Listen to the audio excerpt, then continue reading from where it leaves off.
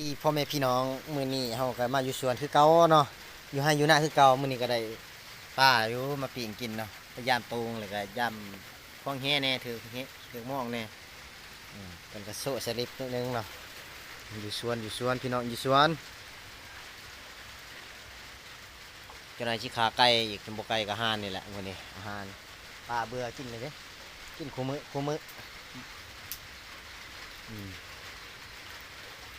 ฝนก็ตกงี้ๆก็เป็นบรรยากาศเนาะช่วงพายุเข้าลาวนี่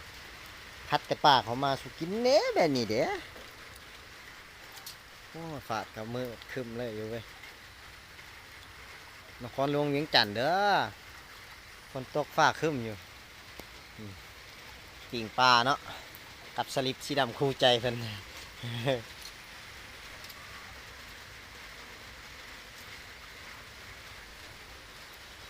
หัวมดเลยเด้นี่ชิบุญบนอยู่เลยท่วมทุ่งไร่ทุ่งนาจะเราก็ชิบยามตรง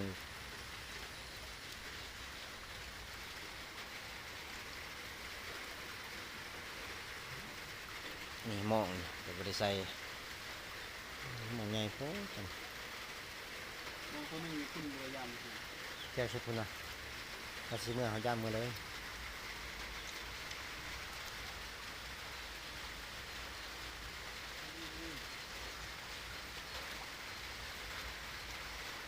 เก็บกุมาอะไรเลยมันเรือมันในเรื่องกระปุกบริกินข้าวแต่เช้าได้นี่เนาะกูกินข้าวนิดเดียวเขาหุงข้าวนิดเดียว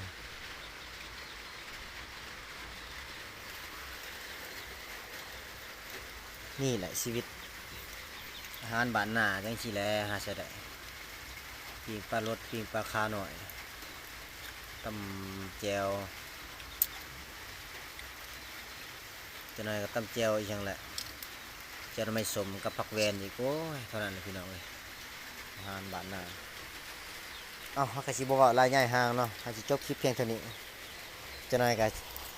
สิท้ายอีกคลิปหนึ่งตอนกินเนาะแต่ใช้ทีมงานเขาตัดต่อให้ไหนนี่ทีมงานไหน